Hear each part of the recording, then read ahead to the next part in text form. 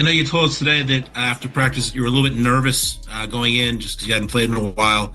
Was there a moment you kind of got over that and said, all right, I'm good, I'm back to where I was before I got hurt?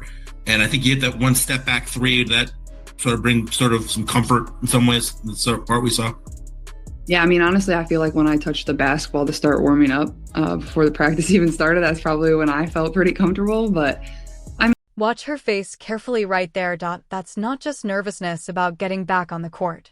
That's 6 months of isolation, frustration, and doubt finally breaking through. Caitlin Clark just admitted something most superstars never say out loud. She had to prove it to herself again. After a 7-year streak of never missing a single game, the ankle injury that ended her 2024 WNBA season didn't just sideline her body, it broke something mentally. And what happened at this USA basketball camp in Cleveland reveals just how deep that break actually went. You previously said that there was no disappointment when you weren't selected for the 2024 Paris Olympics because it gave you something to work toward. Reflecting back on the past year and a half and, making your first senior camp, what does this moment mean for you and why is this the right time for you? yeah, I mean, I think anytime you can do a USA basketball related camp, or obviously in my past, it's been all junior national teams. And, I've been cut from some of those and I've played for 3 of them. So I think I've experienced both sides of it. And, this is the biggest honor you can possibly have, and playing basketball in our country is wearing USA across your chest. So, I'm just excited to be here and honored. Obviously, it's kind of like the start to the new Olympic cycle. And February 2025, USA Basketball's Senior National Team Camp. This is Caitlin's first appearance since the Olympic snub that dominated headlines last summer. Remember the narrative back then? She needs more experience. The team chemistry is already set. She'll get her chance in all the diplomatic explanations that didn't quite add up when you looked at her rookie season numbers. 19.22 points per game, Rookie of the Year, single-handedly changing WNBA television ratings. But here's what nobody saw coming. Between that Olympic disappointment in July and this camp in February, Caitlin Clark basically disappeared. Not by choice. The ankle injury she suffered in late 2024 turned into what she describes as a compounding nightmare. One injury led to another. Then the ankle got worse, and suddenly the player who hadn't missed a game since high school was watching from the sidelines, unable to help her team make a playoff Sure, push. and I put together a pretty incredible stretch of never missing a game. And, the fact is, when you're a professional athlete, it's going to come at some point. That's just how it goes. I think it's honestly taught me more than I've probably ever learned through the course of my career of, how to take care of your body, how to get right, how to stay healthy, and then just taking time for yourself. Like, obviously being hurt is an incredibly isolating thing, and you don't really understand it until you go through it. And then I think the challenge for myself was just, it was one injury and then it was like a little better. And then it kind of continued to compound and get worse, and, other things pop up. And then I had the ankle injury. So it feels nice to finally be back to 100%. And in a way, at the end of the WNBA season, like, obviously I did everything I could to try to be able to come back. That phrase right there, incredibly isolating. That's not throwaway language. Professional athletes are conditioned to never show weakness, never admit vulnerability. The fact that she's saying it out loud tells you how dark those months actually got. And notice what she says next. It took longer than expected. Translation: this wasn't a clean recovery. This was grinding through rehab every single day, while watching your team struggle without you, while dealing with the mental weight of wondering if your body would ever feel the same. The timeline matters here. Her injury issues started in late September 20th. The Indiana Fever season ended in October. That means Caitlin had roughly 4 months to get back to 100% before this USA basketball camp, 4 months of daily rehab, 4 months of working with trainers who, as she mentions, didn't take a break either. Because they're invested in her success, 4 months of wondering if that step-back three would ever feel natural again. Obviously, this camp has a lot of younger players. What can you say just about all of you being able to come together and kind of signify this start of this new Olympic cycle, with all of you being together and being so familiar with each other?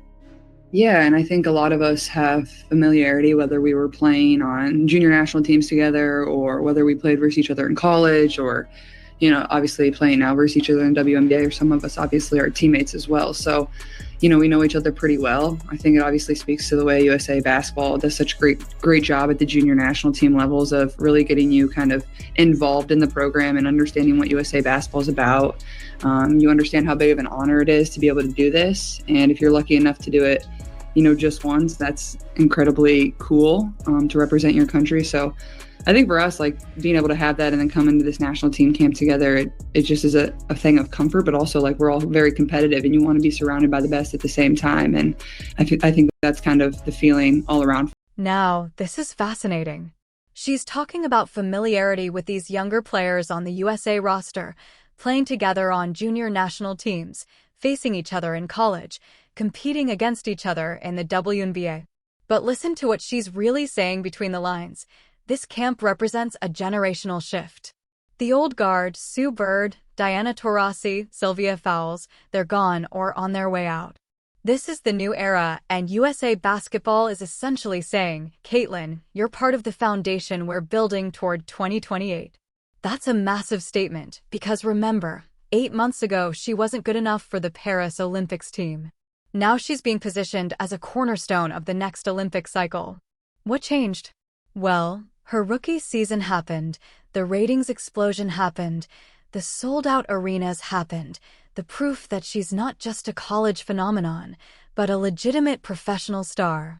That all happened, and USA Basketball watched it happen while their Olympic team struggled to generate the same excitement. I'm going to play in the WNBA. Obviously, that's another thing that we need to get done, so we have a season coming up here. But I think more than anything, it showcases what people think of women's basketball.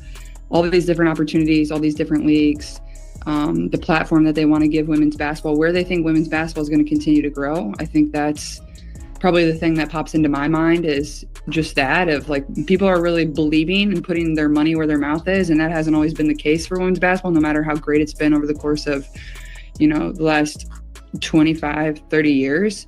And so I think for myself, like that's probably what I'm most proud of is just how, excited and people are to really invest and want to support women. Right there. That's the money quote.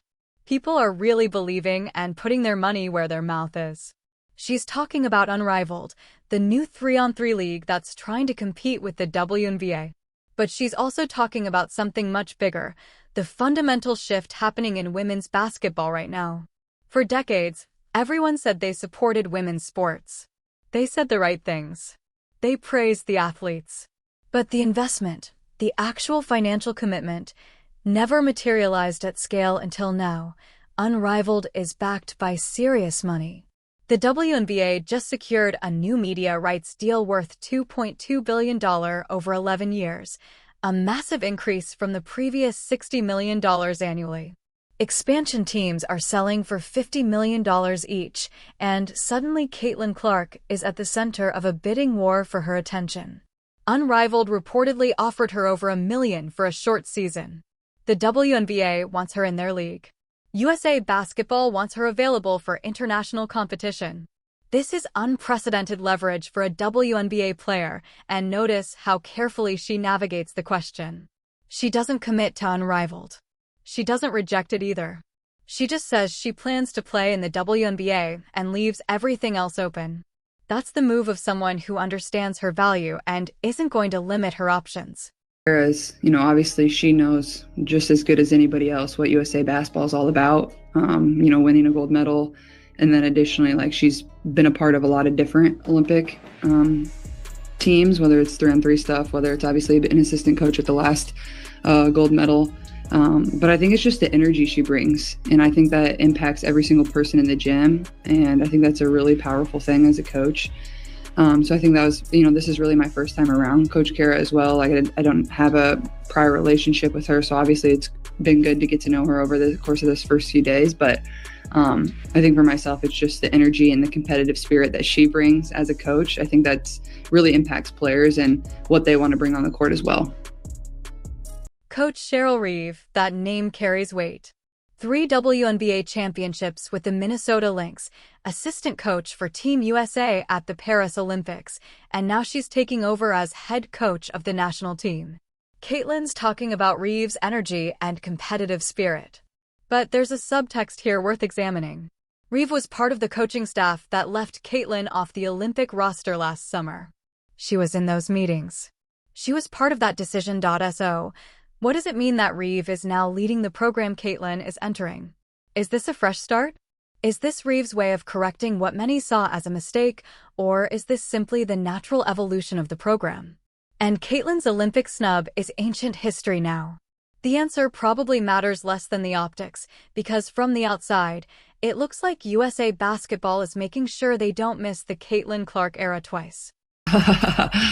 Well, first of all, obviously it's great to see Cam. Last time I played USA basketball, I'm pretty sure she was on the team, or maybe that was 2 times ago, but she was actually my roommate one of the times that I played USA basketball. So I've known her for quite some time now, and then obviously throughout college continued to build our relationship, and then even now professionally. So it's always good to see people that you've known for 5+ years and even longer now. I mean, it was the U16 team was the first team I ever played on, and I think I was 15. So it's been almost 9 years now, which is pretty incredible, the course of this journey. And then golfing wise, I'm not really quite sure who's all big into golfing in the WNBA. So I don't know, maybe I'd love to get out there and play with some different players, but I put the golf clubs away now. I'm truly focused on basketball. It makes my body a little bit sore. So I'd rather just stick to basketball, but I love it. And it's always great to be outside. And obviously the weather is not too hot in Indianapolis or Iowa at the moment for me to be golfing at all. So Cameron Brink, that's her roommate at this camp. And that detail is not insignificant. Brink and Clark have history going back 9 years to the U16 national team. They've been through the USA basketball system together. They know what it takes to represent the country at the highest level, and now they're both professional players trying to establish themselves in the national team hierarchy. But here's what makes this reunion particularly interesting. Cameron Brink suffered a torn ACL in June 2024, ending her rookie WNBA season.so. You have 2 of the most hyped rookies from the 2024 draft class, both dealing with significant injuries, both grinding through recovery, both showing up to this camp trying to prove their bodies are ready. That shared experience creates a bond. They understand what the other went through in ways that healthy players simply can't. And then there's the golf comment. She's putting the clubs away, focusing purely on basketball, making sure her body doesn't get sore from activities that aren't directly helping her game. That's the mindset of someone who learned a hard lesson about taking care of herself, someone who's not going to risk anything that might compromise her availability ever again. Hard, I haven't taken a break since, honestly, since the beginning of the WNBA season, with just all my rehab and getting back to where I wanted to be, and then getting even better. So that's been kind of my focus, and this has kind of been my next thing that I've been working for since our season ended, and just really thankful for the training staff and player development and everybody that has kind of been there with me. They haven't taken a break either, because they invest a lot of time and they want me to be successful. So I think for myself, it's not proving it to yourself again, but it's just that feeling. And I think it just made me smile quite a bit. I really did kind of feel like myself out there and just continuing to get my lungs back. But I felt like I was moving really well. So it was pretty satisfying. Thanks. Here's what makes this entire situation so compelling. Caitlin Clark spent 7 years without missing a single game. High school, college, that unprecedented stretch of availability that made her one of the most reliable players in basketball at any level. Then she gets to the WNBA, plays through an incredibly demanding rookie season with pressure unlike anything she'd experienced before, and her body finally says enough. The ankle injury wasn't just bad luck. It was the culmination of years of wear and tear finally catching up, and what she learned during those months of rehab: how to take care of her body, how to stay healthy, how to be a better teammate even when you can't play. Those lessons might end up being more valuable than anything she could have learned on the court.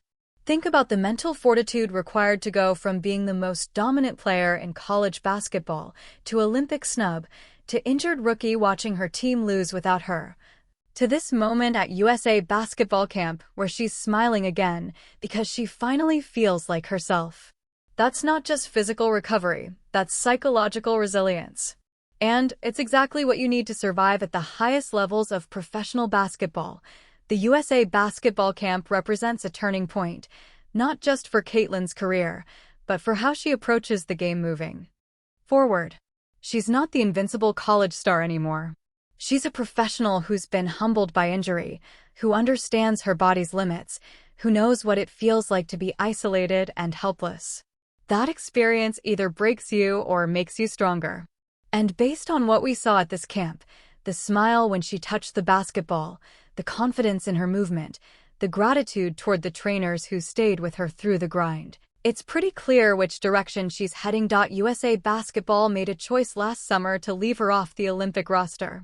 Whether that was the right basketball decision or not, it sent a message: you're not there yet. Now, 8 months later, after a Rookie of the Year season and a humbling injury recovery, they're bringing her into the fold. They're positioning her as a cornerstone of the next Olympic cycle. They're betting on the Caitlin Clark who shows up in 2020. But here's the thing about Caitlin Clark: she doesn't forget. She remembers being cut from junior national teams. She remembers the Olympic snub.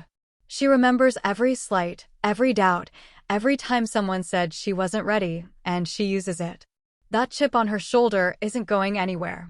If anything, the injury just added another layer to it. When you watch her at this USA basketball camp smiling because she feels like herself again, don't mistake that for satisfaction. That's not someone who's content with where she is. That's someone who just got back to the starting line and is ready to prove everyone wrong all over again. The Olympic snub motivated her. The injury humbled her. And now she's got both fuel sources running at the same time. The next few years are going to be fascinating because we're not just watching a talented player recover from injury. We're watching someone who's been through the full cycle: dominance, rejection, injury, recovery, and is coming out the other side with a clear understanding of who she is and what she's capable of. That's dangerous for opponents, for doubters, for anyone who thought the Caitlin Clark era might be over before it really began. USA Basketball sees it, that's why she's at this camp. The WNBA sees it, that's why the new TV deal is worth billions. Unrivaled sees it, that's why they're offering her $1 million. Everyone sees it, except the people who are still stuck on the narrative that she's overhyped, overrated, or not ready for the big stage. Those people are going to have a very difficult few years ahead of them, because Caitlin Clark just told us exactly what's coming. She worked through 6 months of isolation and injury to get back to 100%. She didn't take a break. Her trainers didn't take a break. And now she's back on the court, smiling, moving well, feeling like herself again. That's not the end of a comeback story. That's the beginning of the next chapter. And if you're not paying attention yet, you're already behind.